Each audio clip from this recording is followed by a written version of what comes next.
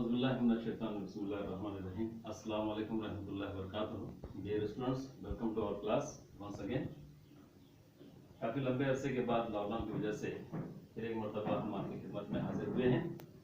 आज हम 9th standard का ज्योमेट्री का प्रैक्टिस सेट 1.3 हल करने जा रहे हैं। We are going to solve practice set 1.3 of standard 9. तो इसमें फर्स्ट क्वेश्चन जो दिया गया है, ये कंडीशनल स्टेटमेंट कैसे तैयार किए जाते हैं, मशरूत बयानात कैसे तैयार किया जाता है। एक जनरल बयान होता है, मैं खाना खा रहा हूं, तो इसको अगर मशरूत बयान बनाना है तो हम कहते हैं अगर मुझे भूख लगी है तब मैं खाना खाता हूं। एक जनरल स्टेटमेंट क्या होता है, बयान क्या होता है, मुझे भूख लगी है मैं खाना खाता हूं। कंडीशनल बयान जब बनाते हैं हम अगर और तब का इस्तेमाल करते हैं, इफ और देन का इस्तेमाल करते हैं। अगर मुझे भूख लगी है तब मैं खाना खाता हूं। इस सेंटेंस में हमने अगर और तब यानी इफ और देन का हमने इस्तेमाल किया है। पहला जो क्वेश्चन दिया है तो उसमें कहा गया है कि write the following statements in if and then for. If then for मंदरजा झेल बयानात को अगर तब की सूरत में लिखिए। आइए देखते हैं पहला क्वेश्चन क्या है, पहला स्टेटमेंट क्या है। The opposite angles of a parallelogram are congruent. Urdu वाले देख लें, मुतवाजिल अजला के मुकाबिल के जाविये मुतमासिल होते हैं। ये बयान है। अब इसको मशरूत बयान यानी कंडीशनल स्टेटमेंट बनाना है तो हमें यूज करना होगा इफ और देन, अगर और तब का। तो थोड़ा बहुत वेरिएशन करते हुए हम इस बयान को लिख सकते हैं। If quadrilateral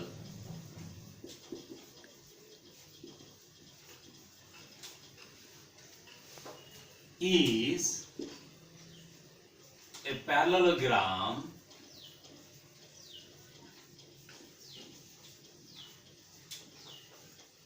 if quadrilateral is a parallelogram, then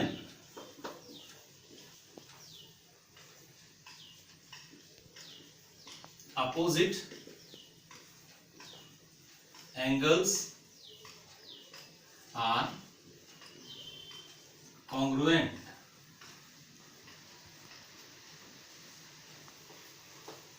तो हमने एक जुमला डाल दिया यहां पर, if quadrilateral is a parallelogram then opposite angles are congruent. ये हो गया conditional statement. Use if here and then here. We wrote the given statement in conditional statement. अगर हम उर्दू में लिखते हैं, अगर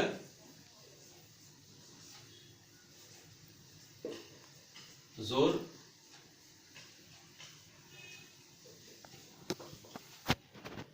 अरबतुल अज़ला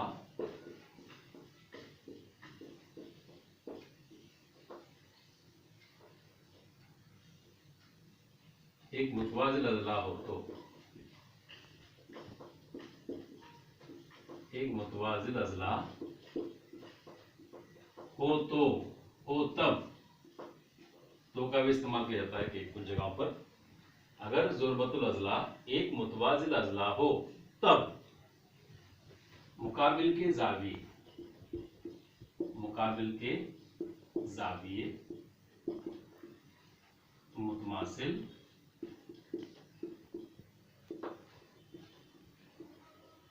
होते हैं।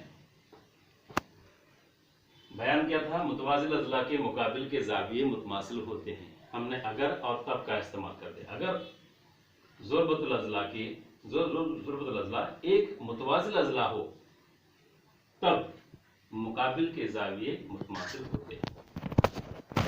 हो की जगह पर है का भी इस्तेमाल किया जा सकता है। अगर ज़ुरबतुल अज़ला एक मुतवाजिल अज़ला है तब मुकाबिल के जाविये मुतमासिल होते हैं। ये मशरूत बयान हो गया। इसी तरह से चलिए देखते हैं दूसरा स्टेटमेंट, दूसरा बयान, और आपको कॉन्सेप्ट क्लियर हो जाएगा। Second statement is the diagonals of a rectangle are congruent. मुस्ततील के वितर मुतमासिल होते हैं। अब इसको भी इसी अंदाज में हम लिख सकते हैं, इफ क्वाड्रिलैटरल इज ए, इधर क्या होगा rectangle, if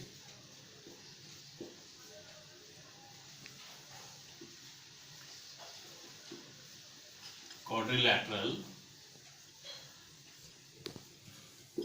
is a rectangle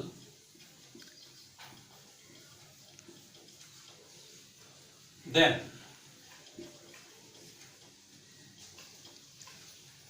diagonals are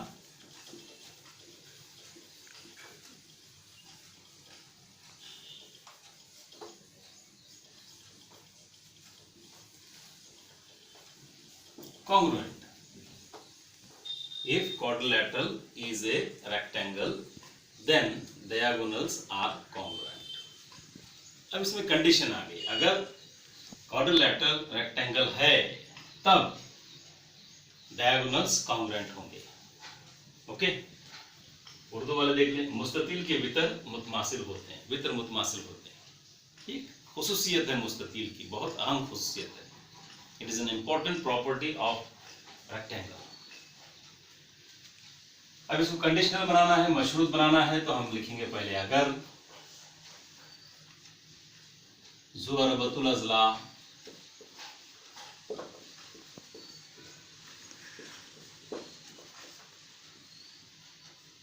एक मुस्ततील है तब वितर या तब उसके वितर मुतमासिल होते हैं। अगर ज़रूरतुल अज़ला एक मुस्ततील है तब वितर मुतमासिल होते हैं, या तब उसके वितर मुतमासिल होते हैं। यानी वितर मुतमासिल होने के लिए शर्त क्या रखी गई है, वो ज़ुरबतुल अज़ला एक मुस्ततील होना चाहिए। अगर ज़ुरबतुल अज़ला एक मुस्ततील है तब वितर मुतमासिल होते हैं। चलिए तीसरा स्टेटमेंट देखते हैं, तीसरा बयान। तीसरा बयान जरा लेंदी है, third statement is lengthy but it is easy. In an isosceles triangle, clear हो गया, आइसोसेलेस ट्रायंगल में, isosceles triangle having two sides congruent, the segment joining the vertex and the midpoint of the base. Isosceles triangle में दो sides congruent होते हैं, जो तीसरा side congruent नहीं होता उसको हम बेस मानते हैं यूजुअली। तो वर्टेक्स को, बेस के अपोजिट जो वर्टेक्स है उस वर्टेक्स को और बेस के मिड पॉइंट को मिलाने वाला सेगमेंट बेस पर परपेंडिकुलर होता है। उर्दू वाले देखें, मुसावी साकिन मुसल्लस, ऐसा मुसल्लस जिसके दो जिले मुतमासिल होते हैं और जो तीसरा जिला गैर मुतमासिल होता है उसको हम कायदा कहते हैं, बेस कायदा कहते हैं। अगर कायदे के मुकाबिल का रास, अगर कोई कता कायदे के मुकाबिल के रास और कायदे के वस्ती नुक्ता को मिलाता है तो वो कता कायदे पर उमूद होता है। उमूद होने का मतलब होता है जहां मिलता है वहां पर 90 का जाविया बनाता है। चलिए देखते हैं, मुसावी साकिन मुसल्लस में रास और कायदे के वस्ती नुक्ते को जोड़ने वाला कता कायदे पर उमूद होता है। अब इस बयान को कैसे लिखेंगे, अब यहां भी हम वैसे ही करेंगे। अगर मुसल्लस मुसावी साकिन हो तो इफ का यूज करना है, देन का यूज करना है। इफ triangle,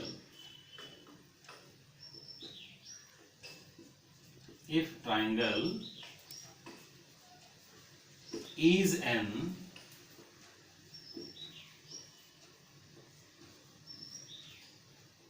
ऐसा भी लिख सकते हैं, if given triangle is an isosceles triangle, short में हो जाता है isosceles, यहां पर फिर दोबारा ट्राइंगल नहीं भी लिखेंगे तो कंसिडरेबल है।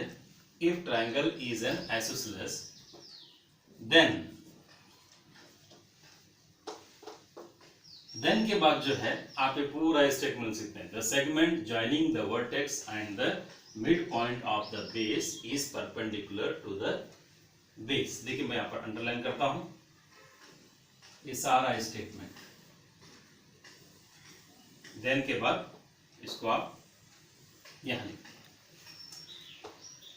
रेड से जो मैंने ब्लू स्टेटमेंट अंडरलाइन किया है, देन के बाद वो सारा स्टेटमेंट आप यहां पर लिख दें तो आपका आंसर तैयार हो जाएगा।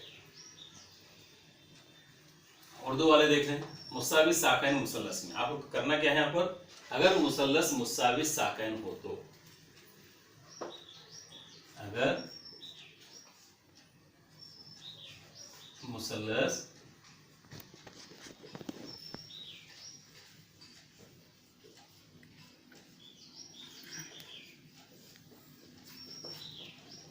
मुसाविस साकैन हो या है, तब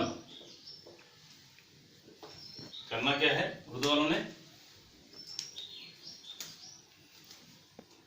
यहां से देखिए मैं अंडरलाइन कर रहा हूं, रेड स्टेटमेंट को ब्लू स्केच से मार्कर से अंडरलाइन कर रहा हूं। तब के बाद ये सारा स्टेटमेंट रास और कायदे के वस्ती नुक्ते को जोड़ने वाला कता कायदे पर उमूद होता है। ये सारा बयान यहाँ पर लिखते हैं। जो ब्लू इंक से अंडरलाइन किया हुआ है वो स्टेटमेंट तब के बाद लिख दें तो आपका ये बयान कंडीशनल हो जाएगा, मशरूत बयान कहलाएगा।